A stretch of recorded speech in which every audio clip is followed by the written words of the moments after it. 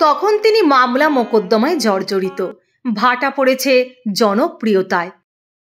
সেই সময় ইন্ডাস্ট্রি উত্তম কুমারকে এড়িয়ে চলেছেন অনেক পরিচালক। সামনে মুখ খোলা ধৃষ্টতা কারণ নেই, কিন্তু হাবভাবে বুঝিয়ে দিচ্ছেন অনেকেই।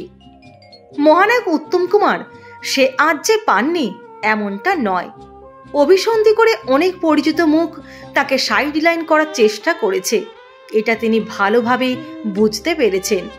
এদিকে হাসপাতালে ভর্তি সুপ্রিয়া দেবী, তাতে মন আরও ভারাক্রান্ত। তবে নিয়ম করে চালিয়ে যাচ্ছেন শুটিং। 23শে জুলাই তেমনই একটি দিন ছিল। সকাল সকাল স্নান সেরে পূজা অর্চনা করে বেরোচ্ছেন শুটিংয়ে।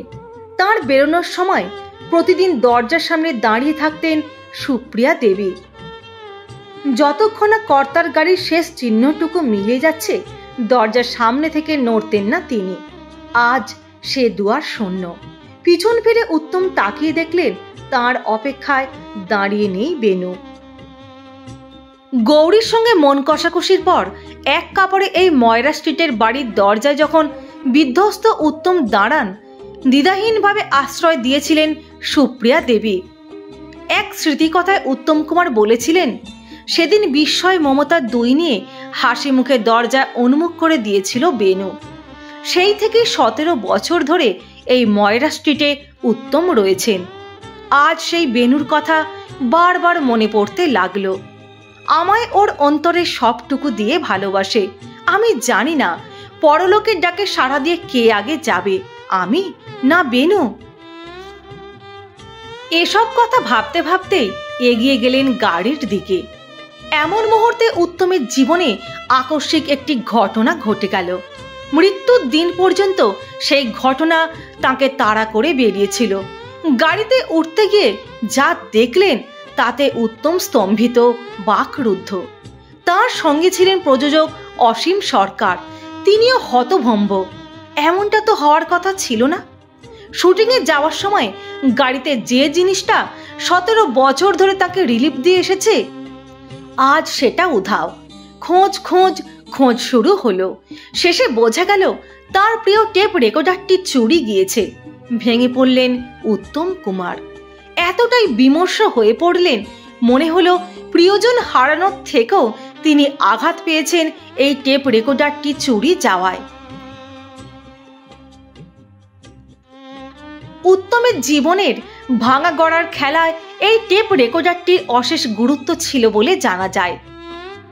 শুটিংয়ের আগে প্রতিদিন নিয়ম করে এই টেপ রেকর্ডারের কাছে নিজেকে মেলে ধরতেন তিনি, নানা স্মৃতি জড়িয়ে। উত্তম কুমারের এক সহকর্মীর কথায়, মৃত্যুর কয়েক ঘন্টা আগে এভাবেই হয়তো আগেই তাঁর স্মৃতি তাকে ছেড়ে চলে যায়। সেই ইঙ্গিত ঘুণাক্ষরেও বোঝা যায়নি। এত মন খারাপের মাঝেও সেদিন অগবধূ সুন্দরী ছবি ফ্লোর সেটে হাজির হয়েছিলেন উত্তম। টেপ রেকর্ডারের চুরি যাওয়াটা কোনো মতে মেনে নিতে পারছিলেন না উত্তম কুমার। অন্যমনস্ক ছিলেন সারাটা দিন, খাওয়া দাওয়া ঠিক মতো করেননি। কিন্তু এদিনই যে তাঁর জীবনের শেষ শুটিং, কে বা জানত। তাঁর শেষ সংলাপ, আমি দেখে নেব, আমার নাম গগন সেন। এই সংলাপ বলতে বলতেই অসুস্থ হয়ে পড়েন মহানায়ক উত্তম কুমার। অসুস্থ শরীরে বাড়ি ফিরে এলেও নিজেকে বিছানায় ফেলে রাখেননি তিনি। বন্ধু দেবেশ ঘোষের কথা রাখতে সেদিন রাতে তাঁর বাড়িতে হাজির হন উত্তম কুমার। গাল জুড়ে অম্লান হাসি, যন্ত্রণার ছিটে ফোঁটাও নেই সেই মুখে। বেশ কিছুক্ষণ আড্ডা দিয়ে মাঝরাতে যখন বাড়ি ফেরেন, ফের অসুস্থ হয়ে পড়েন তিনি। তারপর একেবারে বিছানা শয্যায়। একটি বেসরকারি নার্সিংহোমে নিয়ে যাওয়া হয়। 5টা ডাক্তারের নিরলস প্রচেষ্টা সত্ত্বেও পরের দিন অর্থাৎ 24শে জুলাই রাত 8:32 মহানায়ক রিয়েল রঙ্গমঞ্চকে বিদায় জানালেন চিরতরের জন্য। উত্তমের অসুস্থতা নিয়ে চাপা গুঞ্জন শুরু হয়ে গিয়েছিল টলিউডে। গিরিশ মুখার্জি রোডের বাড়িতে ভিড় জমাচ্ছিলেন সাংবাদিকরা। নার্সিং হোম থেকে সোজা গিরিশ মুখার্জি রোডের বাড়িতেই নিয়ে যাওয়া হয় তাঁকে। বেশিক্ষণ চাপা রাখা যায়নি মহানায়কের মৃত্যুর খবর। 25 তারিখ ভোরবেলায় সেই খবর ছড়িয়ে পড়েছিল মহানগর ছাড়িয়ে গোটা ভূভারতে। বাঙালির মাথায় যেন বাজ ভেঙে পড়ল। ভক্তদের বাঁধ ভাঙা আবেগ ভাসিয়ে দিল গোটা মহানগরকে। গুরু গুরু বলে রব তুললেন ভক্তরা।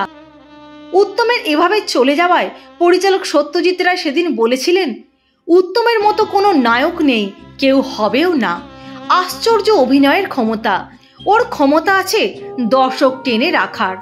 শোকবিহল সুচিত্রা সেনের কথায় ও গ্রেট, তবু যেন মনে হয় ওকে ঠিক মতো আবিষ্কার করা গেল না। 200-র বেশি সিনেমায় অভিনয় করেছেন মহানায়ক উত্তম কুমার। বহুমুখী চরিত্রে নিজেকে ভেঙেছেন, গড়েছেন। নায়ক হিসেবে যখন তার গ্রহণযোগ্যতা চূড়ায়, তখন খলনায়ক হিসেবে বাবার চরিত্রে অভিনয় করতে পিছুপা হননি। তাতেও তিনি দারুণভাবে সফল। তবে কোথাও যেন এক ধারায় বয়েছে তাঁর সেলুলয়েডের জীবন। দেশ কালের বেড়া ছাড়িয়ে বিশ্বনায়ক হয়ে ওঠার খিদে একটা ভালো চরিত্র খুঁজে বেরিয়েছেন বারবার। পরবর্তীকালে সুচিত্রার মতো সত্যজিৎকে উত্তম প্রসঙ্গে বলতে শোনা গিয়েছে, যে দেশে সৎ অভিনেতার সদ্ব্যবহার করতে জানা লোকের এত অভাব, সেখানে এটাই স্বাভাবিক। তাই বলাই যায়, বাঙালির জীবনে মহানায়ক হয়েও আজও অনাবিষ্কৃতই থেকে গেলেন মহানায়ক উত্তম কুমার। বন্ধুরা, কেমন লাগলো ভিডিওটি? অবশ্যই আপনাদের মূল্যবান মতামত জানাবেন। লাইক, শেয়ার এবং সাবস্ক্রাইব করে সঙ্গে থাকবেন। সকলে ভালো থাকবেন, সুস্থ থাকবেন, অনেক ভালোবাসা নেবেন।